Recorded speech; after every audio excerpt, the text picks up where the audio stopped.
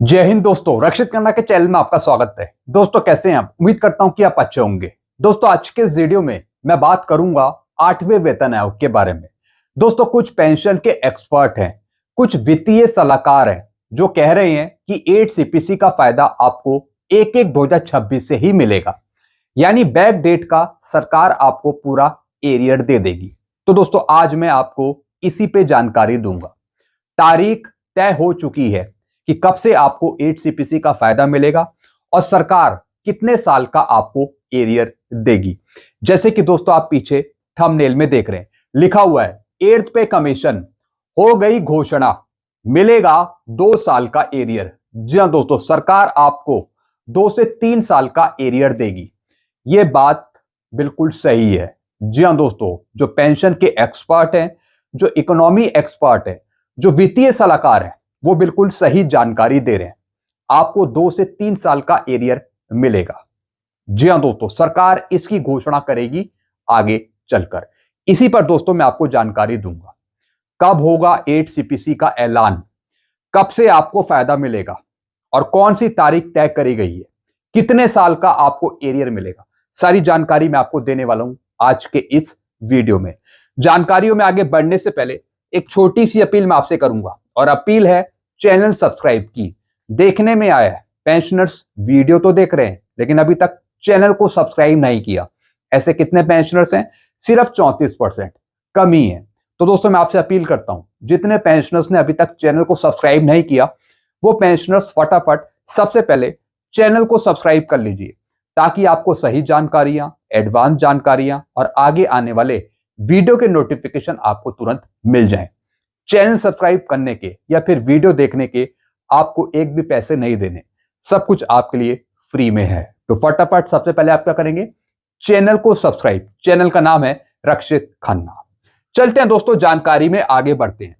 8वां वेतन आयोग, तारीख तय, फायदा लेट क्यों? जी दोस्तों एक खबर है जी बिजनेस की। इन्होंने बताया है कि 8वां वेतन आयोग की तारीख तय है कि 1/1/2026 से ही आपको मिलेगा 8 सीपीसी।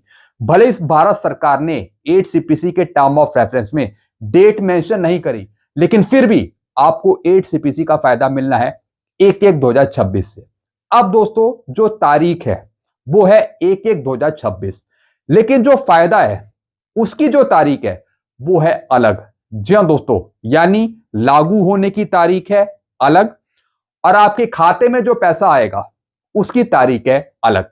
अब दोस्तों यहां पे देखिए, 8वां वेतन आयोग तारीख तय हो गई है। फायदा लेट क्यों?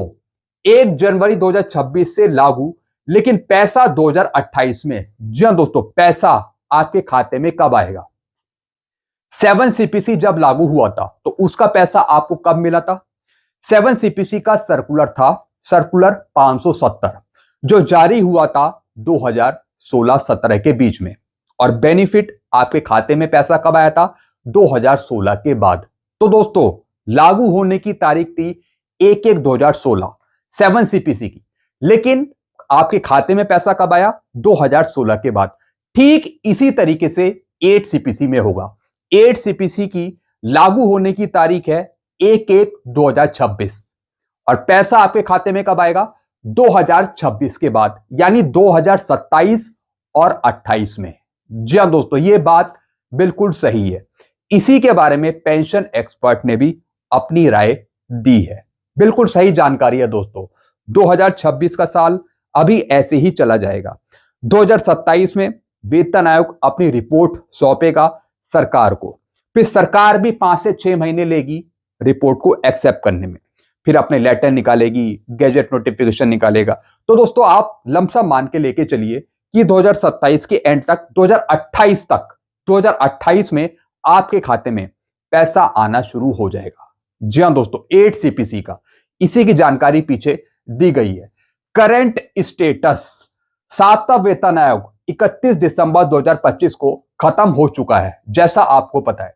8वां वेतन आयोग 1 जनवरी 2026 से प्रभावी है। जी हां दोस्तों, फायदा आपको मिलना है 1 जनवरी 2026 से।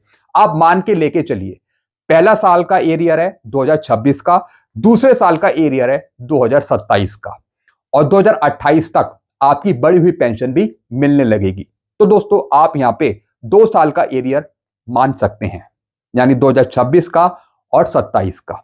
और दोस्तों 27 में अगर बीच में ही सरकार घोषित कर देती है 8 CPC, तो दोस्तों फिर आप 1 साल का एरियर 2026 का और फिर 6 महीने का एरियर। तो दोस्तों इस तरीके से आपको एरियर दिया जाएगा आगे चलकर। अब दोस्तों यहां पे लिखा है देरी क्यों, लागू होने की तारीख और सैलरी मिलने की तारीख एक जैसी नहीं होती। जी हां दोस्तों एक चीज मैं आपसे पूछूंगा, आप मान लेते हैं कि इस महीने जॉब करते हैं, आप कहीं कार्यालय में जॉब कर रहे हैं, तो आपको सैलरी कब दी जाती है? इस महीने की। वो मिलती है आपको अगले महीने। जैसे आप जनवरी का काम करते हैं कहीं, जनवरी महीने का, तो आपको उसकी सैलरी कब मिलेगी? वो मिलेगी फरवरी के महीने में। तो दोस्तों ठीक इसी तरीके से काम करने की तारीख अलग है और आपके खाते में जो सैलरी आती है उसकी तारीख अलग है। ठीक इसी तरीके से 8 CPC में भी है। लागू होने की तारीख है 1/1/2026, लेकिन खाते में जो पैसा आएगा उसकी तारीख अलग है। अब दोस्तों देरी क्यों होती है? जी हां दोस्तों, यानी तारीखें अलग अलग क्यों हैं? लागू होने की तारीख और खाते में पैसा आने की तारीख। अब दोस्तों नीचे देखिए, सबसे बड़ी वजह है कि वेतन आयोग की रिपोर्ट बनने में 18 से 24 महीने लगते हैं। जी हां दोस्तों, अब दोस्तों वेतन आयोग कोई एकदम से तो रिपोर्ट देता नहीं है सरकार को। वेतन आयोग को भी रिपोर्ट बनाने में कम से कम टाइम चाहिए। तो 18 से 24 महीने तो लगभग दोस्तों यहां पे सरकार ने दिए हैं। यानी दोस्तों 24 महीने क्यों? क्योंकि 18 महीने हो गए जो सरकार ने दिए हैं रिपोर्ट बनाने के लिए, और फिर दोस्तों कुछ और महीने आप ले सकते हैं सरकार के, जो सरकार एक्सेप्ट करेगी रिपोर्ट को। तो टोटल महीने अगर हम माने तो दोस्तों यहां पे 24-26 महीने आप मान सकते हैं। 18 महीने आप वेतन आयोग को दे दीजिए और फिर सरकार के भी 5 से 6 महीने, 4 महीने आप जोड़ सकते हैं उसमें। इस वजह से दोस्तों देरी होती है, इस वजह से आपको उसका एरियर दिया जाता है, वो भी लेट, काफी देरी से। फिर दोस्तों दूसरी बड़ी वजह है 2029 लोकसभा चुनाव टाइमिंग का बड़ा फैक्टर। जी हां दोस्तों, फिर दोस्तों आगे चुनाव भी आ रहे हैं और जैसा आपको पता है सरकार चुनावों के आसपास ही घोषणाएं करती है। 8 CPC की घोषणा करी गई थी सरकार के द्वारा जब दोस्तों दिल्ली चुनाव थे। तो दोस्तों ठीक इसी तरीके से जो आगे आने वाले चुनाव होंगे उसी के आसपास आपको कुछ देखने को मिलेगा। अब दोस्तों नीचे बताया है सैलरी का गणित, फिटमेंट फैक्टर यहां पे बताया है एक्सपर्टों ने, जी बिजनेस ने। जी हां दोस्तों, तो दोस्तों यहां पे बताया है फिटमेंट फैक्टर 1.92 सबसे व्यवहारिक अनुमान। जी हां दोस्तों, सबसे ज्यादा बताया जाने वाला फिटमेंट फैक्टर है 1.92। जो पेंशन के एक्सपर्ट हैं, इकोनॉमी एक्सपर्ट हैं, उन्होंने भी यही बताया है कि 1.92 से 2.0 के 8 के बीच आपको फिटमेंट फैक्टर मिल सकता है। 1.92 से 2.08 के बीच। यहां पे भी दोस्तों सबसे व्यवहारिक अनुमान लगाया है फिटमेंट फैक्टर मिलने का 1.92। DADR 60% के हिसाब से मिनिमम पे आपकी कितनी होगी अगर फिटमेंट फैक्टर 1.92 देते हैं?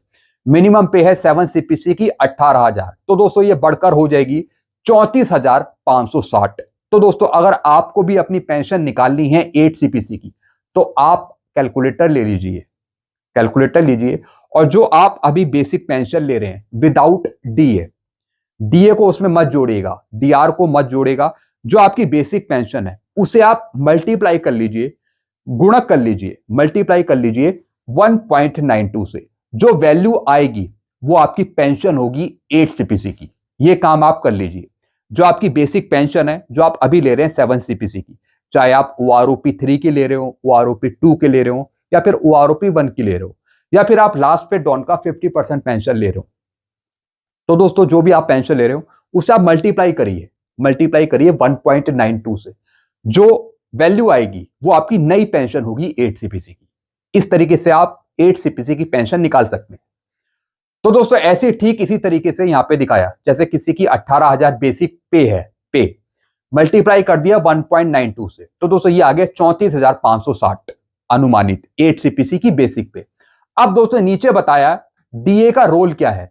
मर्ज नहीं होता, एडजस्ट किया जाता है। जी दोस्तों, सोशल मीडिया पे आपने तमाम खबरें सुनी होगी।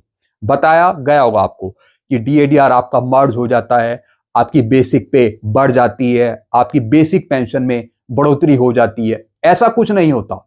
डीएडीआर का जो फॉर्मूला है, डीएडीआर का जो फॉर्मूला है वो क्या कहता है कि जब भी 8 सीपीसी आपको मिलेगा या फिर 7 सीपीसी आपको दिया गया पहले, तो दोस्तों डीएडीआर को मर्ज किया जाता है बेसिक पे। इससे आपकी बेसिक पे नहीं बढ़ती, इससे आपका फिटमेंट फैक्टर निकाला जाता है, जैसे कि 7 सीपीसी में हुआ। तो दोस्तों ये बिल्कुल एग्जैक्ट फॉर्मूला है जो सरकार अप्लाई करती है फिटमेंट फैक्टर निकालने के लिए। अब दोस्तों यहां पे देखिए डीएडीआर का रोल मर्ज नहीं होता, सिर्फ एडजस्ट किया जाता है, बेसिक में जोड़ा जाता है, आपकी बेसिक में नहीं। बेसिक यहां पे ली जाती है दोस्तों 100। जी हां दोस्तों, 100 बेसिक पे जोड़ा जाता है डीएडीआर। अब दोस्तों यहां पे देखिए नई सैलरी लागू होते ही डीए मीटर फिर 0% से शुरू होता है। जी हां दोस्तों, जब आगे आपको 8 सीपीसी दिया जाएगा तो दोस्तों आपका डीएडीआर 0% रखा जाएगा 1/1/2026 से। डीए कैसे एडजस्ट किया जाता है जरा ये भी देख लीजिए।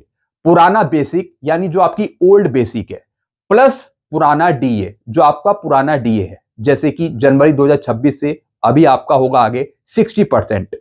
फिर दोस्तों प्लस महंगाई का असर, कितना परसेंट महंगाई है, कितना परसेंट महंगाई बढ़ रही है, कम हो रही है। फिर दोस्तों उसके हिसाब से नई पे मैट्रिक्स आपको दी जाती है, आपकी बेसिक पे उसमें रखी जाती है।